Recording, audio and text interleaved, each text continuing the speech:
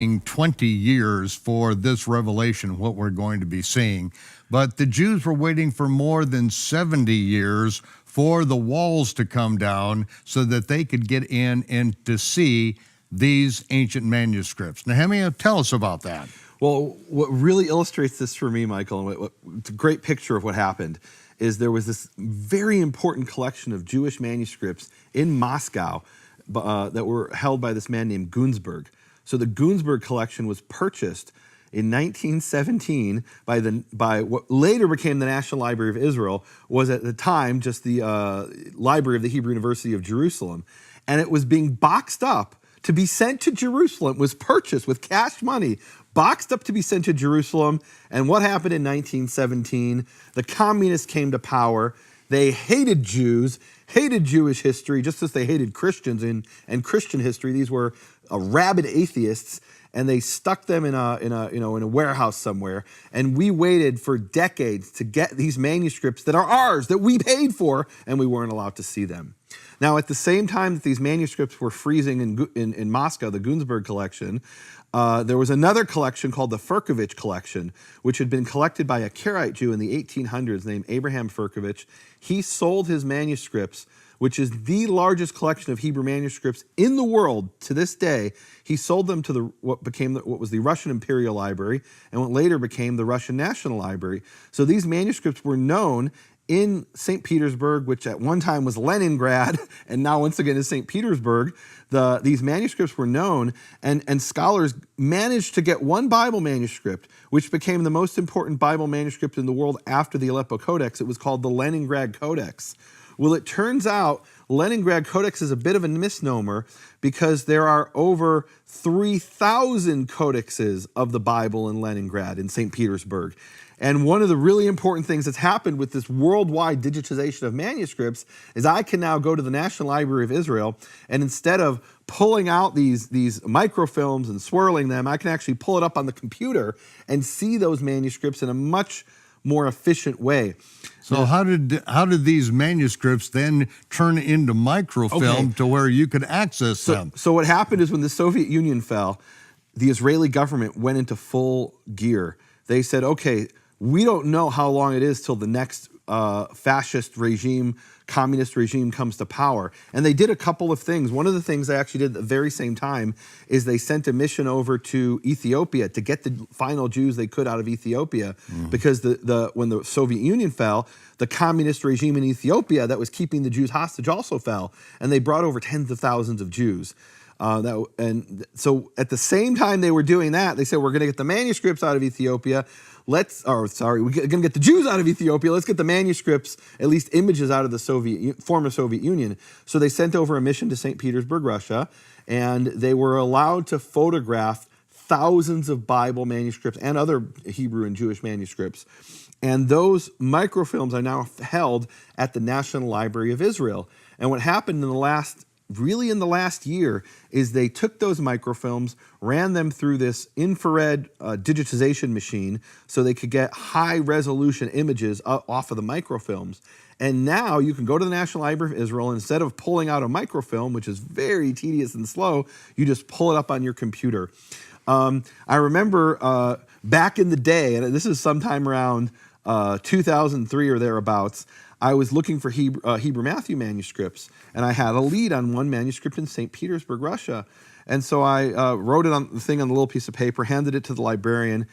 15 minutes later, he comes back, he gives me this roll, and I pull it out, and I'm swirling, and I'm looking at it, and I almost shouted, Michael.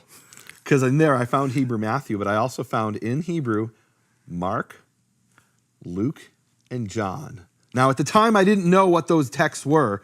And today I can tell you I don't think those are Hebrew originals. Right, and this is the first time you're telling me that you found those at that time. You told me that you found some others, but you can't say anything about it. And so I'm hearing it for the first time. And I've never said this before publicly. Right. People for years have asked me, are there other Hebrew documents other than Hebrew Matthew? And I say nothing that's been published. Which means I can't talk about it. Well, now we have these. Now these have gone out to the world. Wait! I have to ask you. You took the microfilm after you found that back to the librarian, and he asked you, he says to me, did you find anything interesting? And I've told this story before. Did you find anything interesting in that microfilm? And I'm thinking, does he know about the Hebrew Mark, Luke, and John that I saw there? And he didn't. So I said to him, rather than answering, why are you asking that? And he said, oh, because nobody has ever looked at that microfilm before.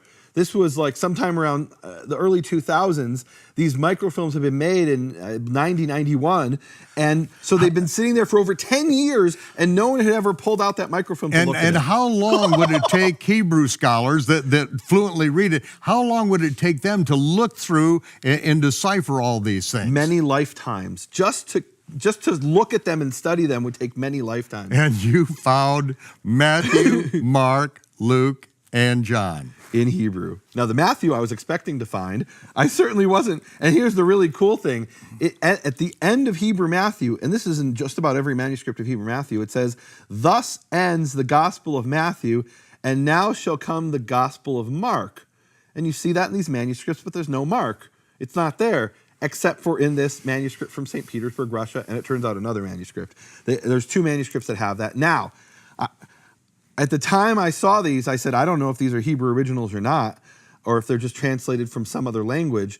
I can now tell you that they are translated from a language called Catalan, that these are two unknown copies of the Catalan Gospels that are also in the Vatican. And we actually have a mutual friend who's Miles Jones. He was with us on the program for Shabbat Night Live. Right. A brilliant man, and he was... well, and what he's doing is he's studying the Hebrew text of these four Gospels, his Matthew's different, of Matthew, Mark, Luke, and John, that are translated from the Catalan language into Hebrew, and you're finding all kinds of really interesting things that... How do you explain that we see something in the Hebrew that isn't in the Greek, but it's, in this case, for a fact it's translated from Catalan, which is a dialect of Spanish. Well, until he watches this episode, Michael, even Miles Jones doesn't know about these two other manuscripts of his Catalan Gospels. I'm thinking I was going to call him as soon as we get off. But, probably. Okay, so... Because I know he's very excited about this. And he only has one manuscript from the Vatican, EBR 100. Now he's got two more manuscripts that he can use to compare and study, which is extremely important when you're studying manuscripts. He finds some really interesting things. And when I was talking to him, I sat down with him and talked with him for hours and hours and hours in, I believe it was in San Antonio or Dallas. And what came to mind as he was describing this is an article that was written by this scholar named William Darby. Darby was this guy who was really against the idea of Hebrew Matthew. Howard had come out with Hebrew Matthew, and Darby said, look, we really can't deny that there's some important readings in this Hebrew Matthew. We're finding things here we don't find anywhere else in any other Greek or Latin text. And they solve problems that Greek scholars just boiled over for hundreds of years. So Darby offers another very interesting solution, let's put it that way.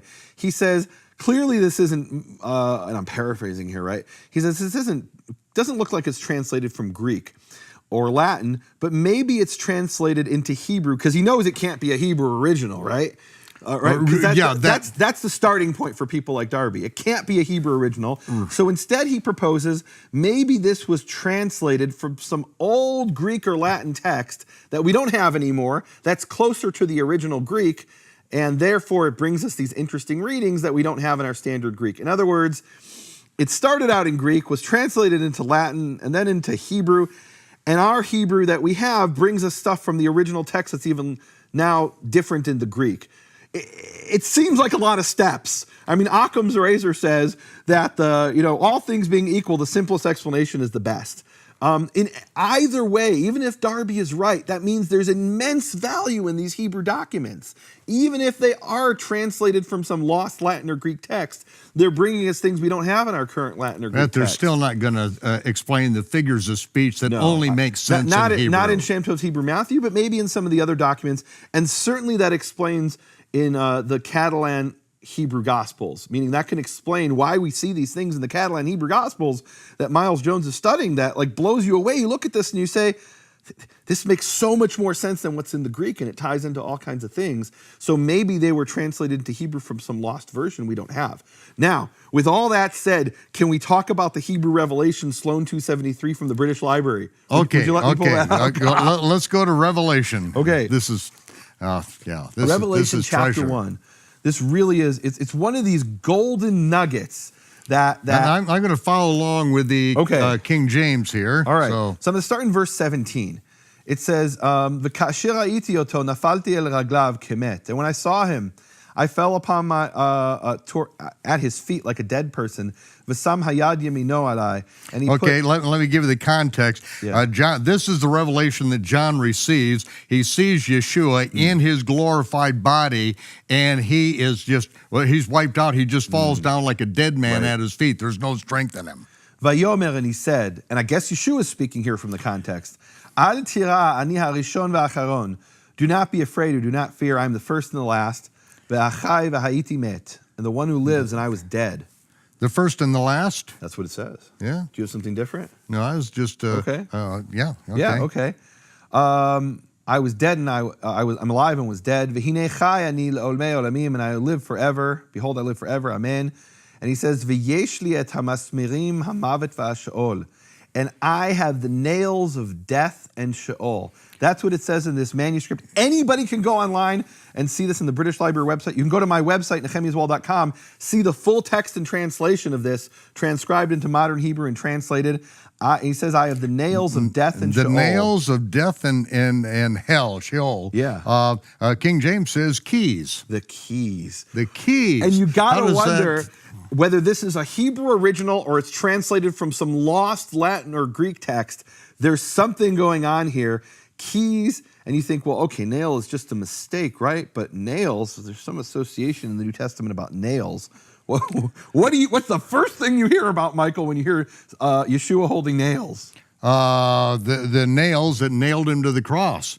Yeah, this is Interesting. This So talks he's about in standing there. Colossians.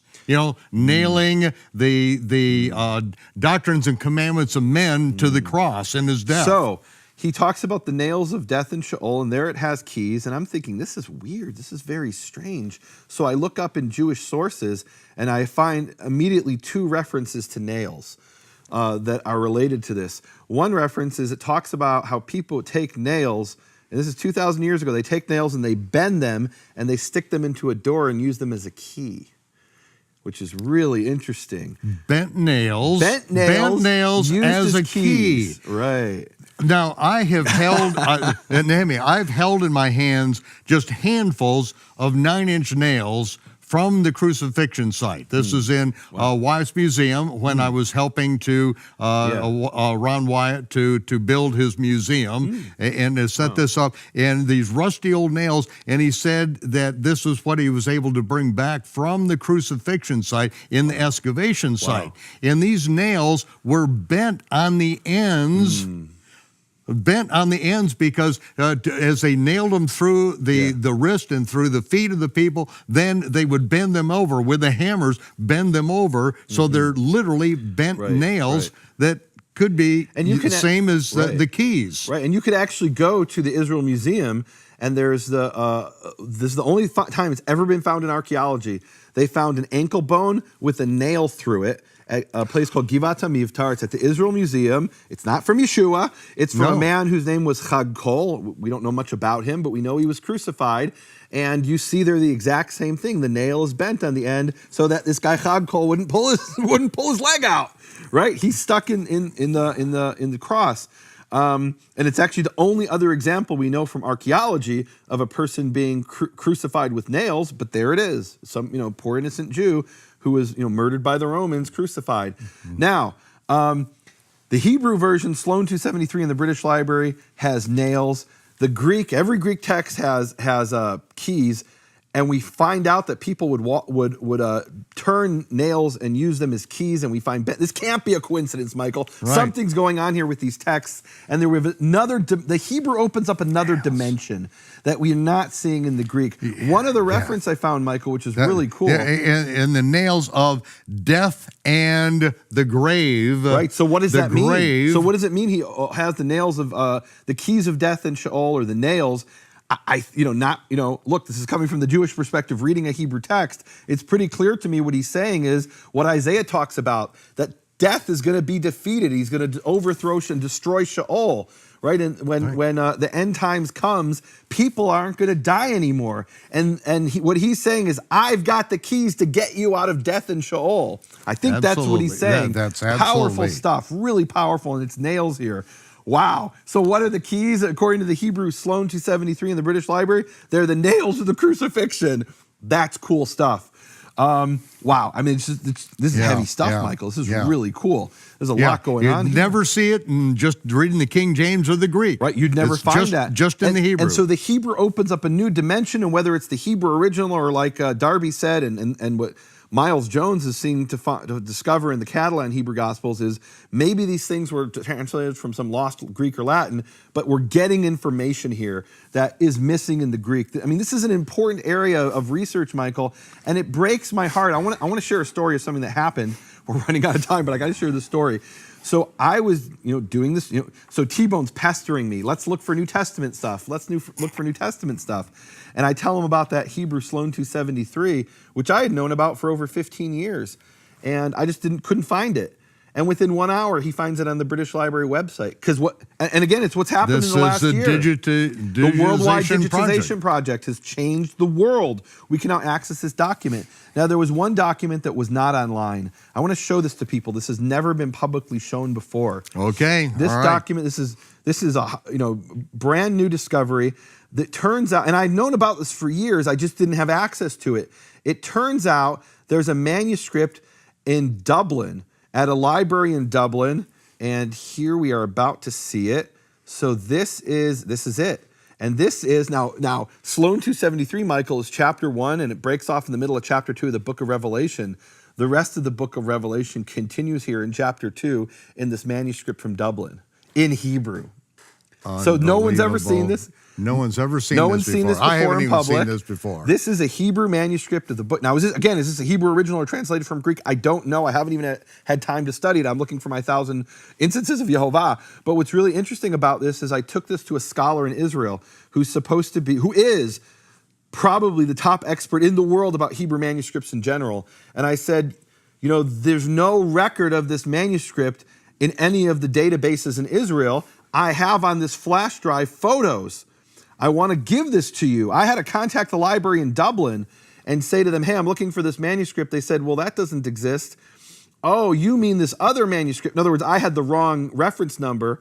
And so they discovered that through great research, these wonderful people in Dublin found the correct reference number, and then were able to send me photographs. I bought these photographs from them, and I took them to this scholar in Israel and said, would you please catalog this so that everybody else knows about this, right? I don't want to keep it as a secret. Mm-hmm. And this hasn't been digitized. It's not online. People who are seeing this on their television screens are seeing it for the first time. This scholar in Israel says to me, well, I would need high-resolution TIFFs in order to digitize this. I said, I have high-resolution TIFFs. They're right here on this flash drive. And then the scholar responds and says, that's New Testament stuff, isn't it? We don't really care about that.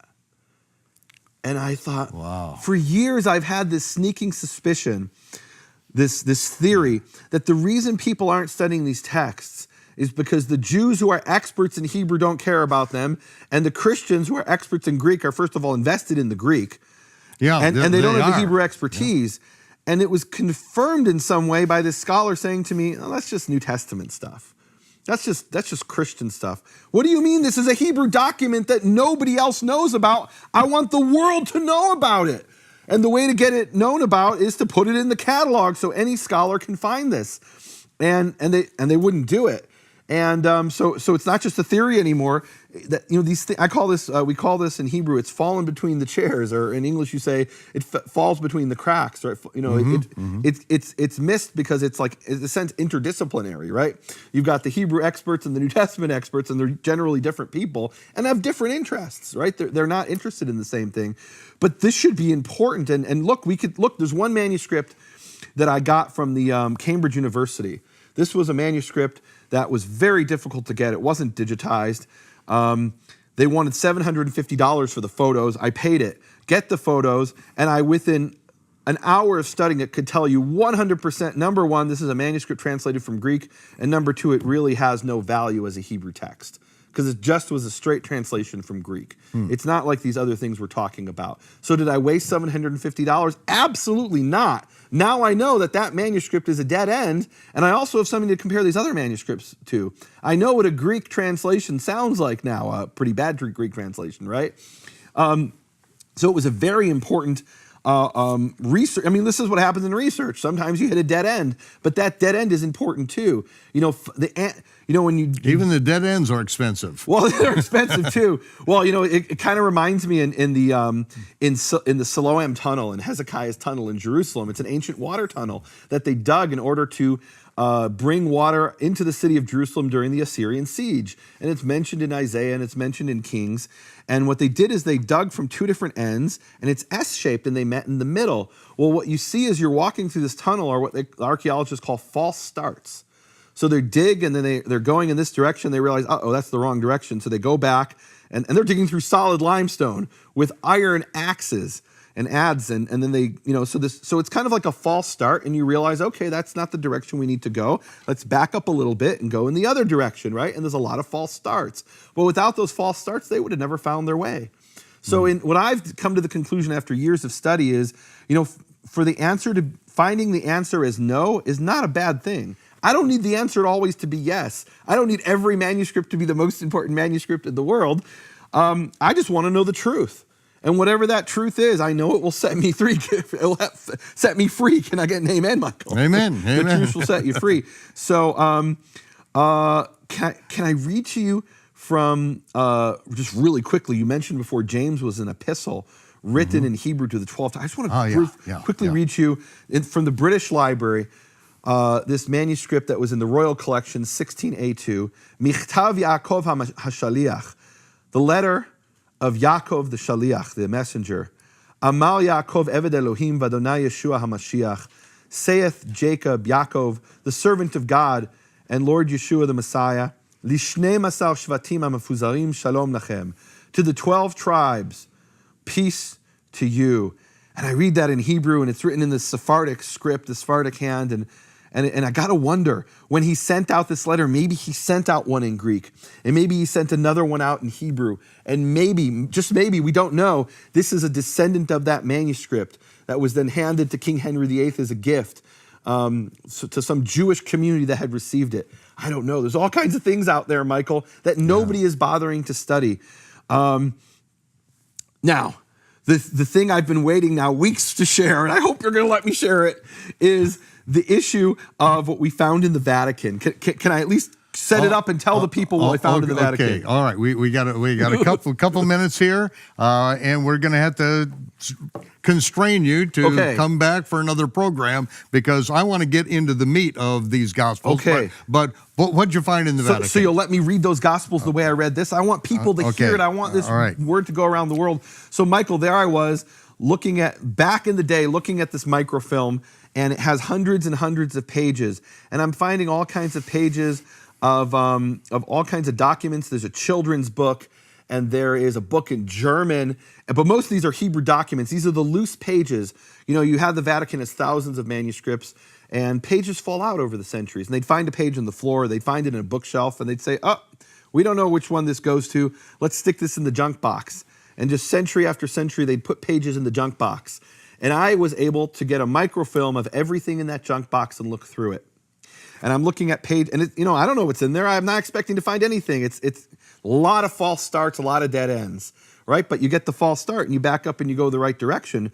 Well, I'm looking page after page, and there's hundreds of pages in this junk box. And all of a sudden, I come to this page, and it's a page of the Gospel of Luke in Hebrew in the Vatican. And I start reading it, and it's only 3 pages of Luke, and then it ends, and 1 page of the Gospel of John in Hebrew. Would you let me read the first line of the gospel, just the first line of the Gospel of John in Hebrew? We've got it. Go ahead. Then we'll get to the rest of it. And I mean, it's just such beautiful words, hearing these ancient Hebrew words. It starts out. Oh, here it is. It's got the Vatican seal. It has the Vatican seal. It says Biblioteca Apostolica Vaticana, all rights reserved. And but I believe that the rights of this document belong to the world. Habsorah hakdosha shel Yeshua HaMashiach kefi Yochanan. The holy good news gospel of Yeshua HaMashiach according to Yochanan. And then it says, Bereshit haya hadavar. In the beginning was the word. And I'm going to stop there and save the rest for next time. Okay, all right. It's amazing. Well, seeing it in Hebrew, the same word as in Genesis 1:1, Bereshit, in the beginning. Bereshit haya hadavar. In the beginning was the word. Well, ladies and gentlemen, you're going to have to come back next week for the Gospel of Luke and a little bit more of John. And we've got some other treats for you that we've been waiting for decades to be able to share with you. And as Papias said, that Matthew wrote his words, collected the works in the Hebrew language, and many did their best to translate it. But now we have got the Hebrew Matthew, which has solved so many problems. And without those problems being solved, I could never have published the chronological Gospels, because my goal was to solve all of the apparent contradictions in the Gospels. It took me 38 years to do it, and the final piece to the puzzle, Nehemiah, provided. And without that detail, this would, a lifetime work, I would never have published it, because I hadn't solved all the problems yet. And so we're going to have Nehemiah back next week to join us on Shabbat Night Live, to bring us right straight from the Vatican junk box some of the greatest treasures that have ever been unearthed on planet Earth. So, Nehemiah, would you please close in prayer? Yes.